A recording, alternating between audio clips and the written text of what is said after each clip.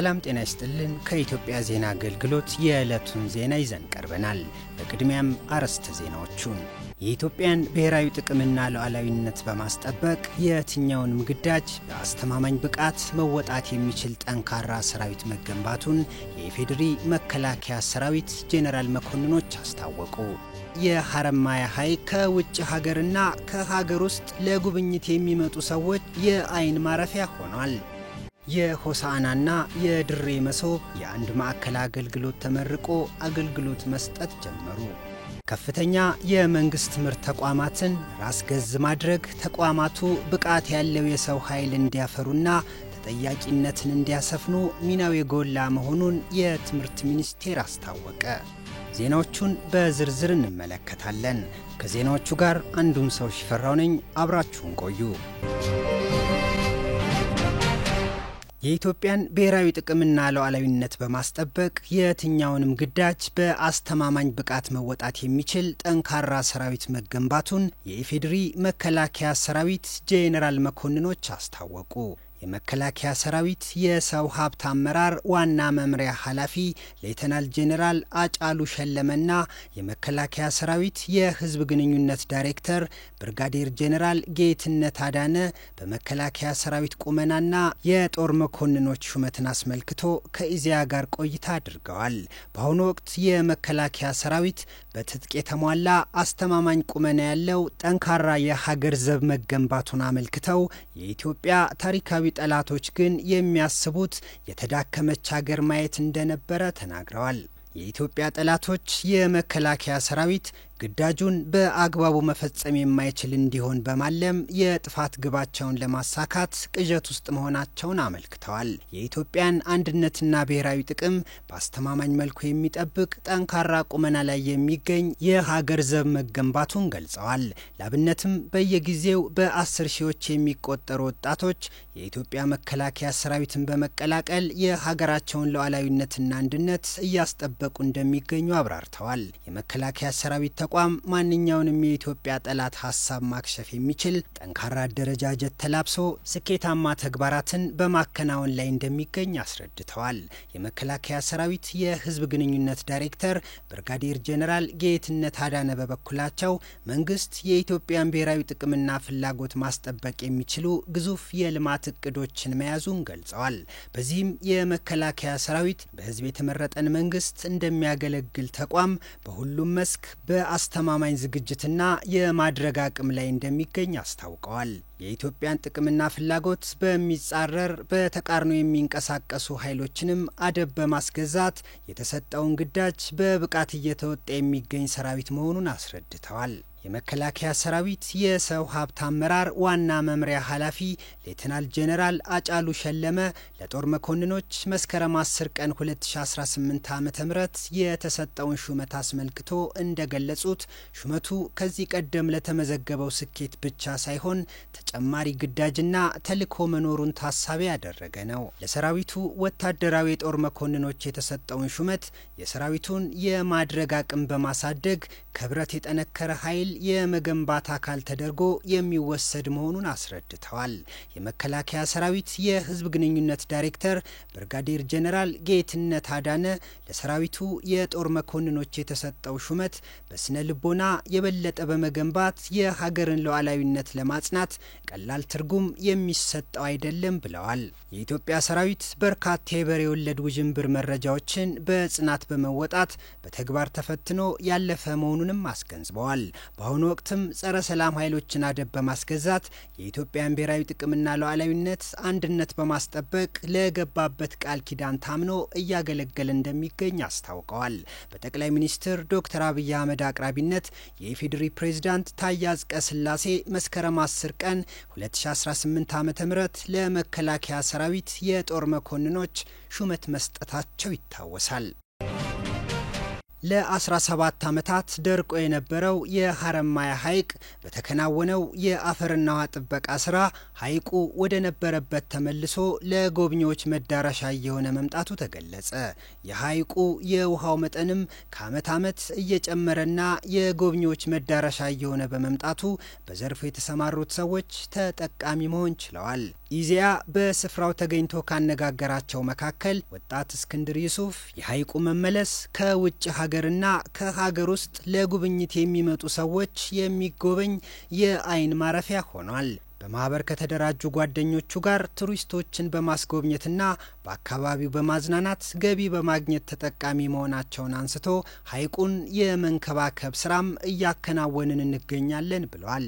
የሐረማያ ሐይቅ ወደ ነበረበት ሁኔታ መመለሱ እኔና ቤተሰቦችን ጨምሮ ሌሎች ወጣቶች በተለያየ ዘርፍ የስራ እድል እንድናገኝ እድል ፈጥሯል ያሉት ደግሞ በሐይቁ በአስጎብኝነትና የአሳ ምግብ ቤት ከፍተው የሚሰሩት አቶ ረመዳን አሊ ናቸው። ሐይቁ የጎብኚዎችን ቀልብ እየሳበና በበርካቶች እየተጎበኘ መሆኑን አንስተው እንደ በፊቱ ሐይቁ ጉዳት እንዳይገጥመው የእንክብካቤ ስራን እየሰሩ መሆኑን አንስተዋል።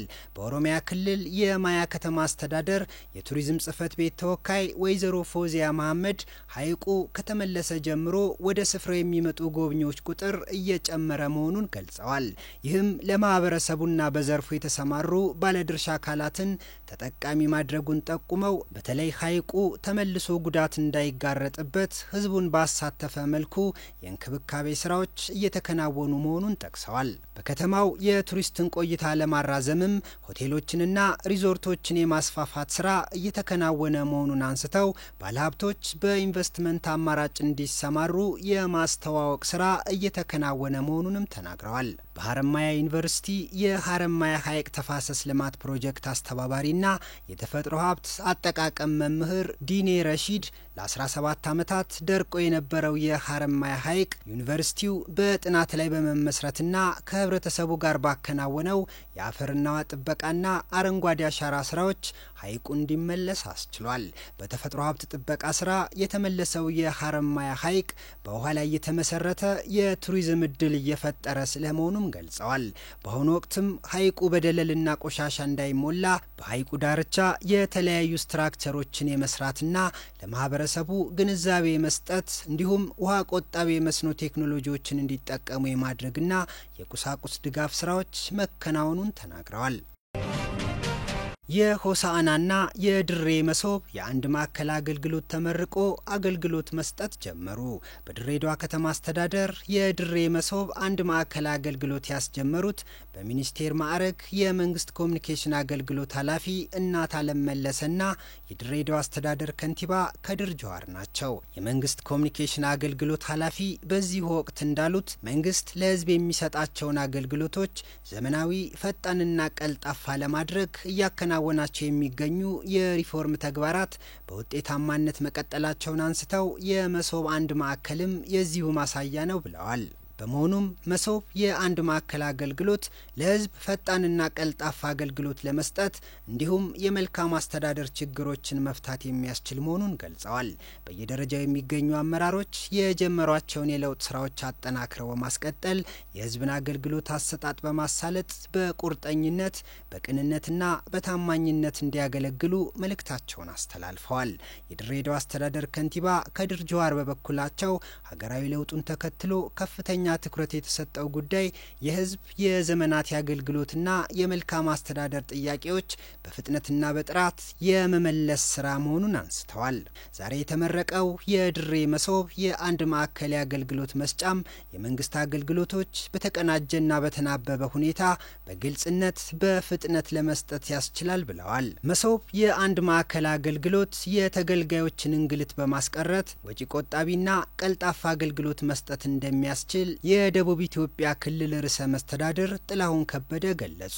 በወላይታ ሶዶ ከተማ የተገነባውን መሶብ የአንድ ማዕከል አገልግሎት የክልሉ ርዕሰ መስተዳድር ጥላሁን ከበደ መርቀው ስራ አስጀምረዋል። ርዕሰ መስተዳድሩ በዚሁ መርሃ ግብር ላይ ባደረጉት ንግግርም መሶብ የአንድ ማዕከል አገልግሎት የተገልጋዮችን እንግልት በማስቀረት ወጪ ቆጣቢና ቀልጣፋ አገልግሎት መስጠት የሚያስችል መሆኑን ገልጸዋል።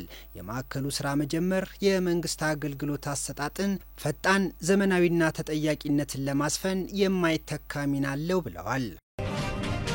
ከፍተኛ የመንግስት ትምህርት ተቋማትን ራስ ገዝ ማድረግ ተቋማቱ ብቃት ያለው የሰው ኃይል እንዲያፈሩና ተጠያቂነትን እንዲያሰፍኑ ሚናው የጎላ መሆኑን የትምህርት ሚኒስቴር አስታወቀ። የትምህርት ሚኒስቴር የከፍተኛ ትምህርት ዘርፍ ሚኒስትር ዴታ አቶ ኮራጡ ሹኔ ለኢዜአ እንደገለጹት በተሻሻለው የትምህርትና ስልጠና ፖሊሲና አዋጅ መሰረት ዩኒቨርሲቲዎችን ራስ ገዝ የማድረግ ስራ ተጀምሯል። 8 የምርምርና 2 የሳይንስና ቴክኖሎጂ ዩኒቨርሲቲዎች በአጠቃላይ 10 ዩኒቨርሲቲዎች ወደ ራስ ገዝ እንዲሸጋገሩ ለማድረግ ታቅዶ ወደ ስራ መገባቱን ገልጸዋል። ከምርምር ዩኒቨርሲቲዎች መካከል አዲስ አበባ ዩኒቨርሲቲ የራስ ገዝ ሂደቱን መጀመሩን ጠቅሰዋል። በዚህም ከዩኒቨርሲቲው የተገኙ ስኬቶችና በሂደቱ ያጋጠሙ ችግሮችን በመቀመር በቀጣይ ሽግግር በሚያደርጉ 9 ዩኒቨርሲቲዎች ላይ ተግባራዊ ይደረጋል ብለዋል። ሚኒስትር ዴታው እንደገለጹት ራስ ገዝነት ሂደት ነው። ሽግግሩ የሚደረገው የተቋማት ዝግጁነት ተፈትሾና በጥንቃቄ ታይቶ የተቀመጡ መመዘኛዎች መሟላታቸውን በማረጋገጥ የክትትልና የአቅም ግንባታ ስራዎችን በማከናወን ነው። በዚሁ መሰረት የተመረጡት ዩኒቨርሲቲዎች የስትራቴጂክ እቅድ፣ የአስተዳደርና አወቃቀር፣ የሰነድ ዝግጅት እያደረጉ ነው ብለዋል። እንደ ሚኒስትር ዴታው ገለጻ ከፍተኛ የመንግስት ትምህርት ተቋማትን ራስ ገዝ ማድረግ ተቋማቱ ብቃት ያለው የሰው ኃይል እንዲያፈሩና ተጠያቂነትን እንዲያሰፍኑ ሚናው የጎላ ነው ብለዋል።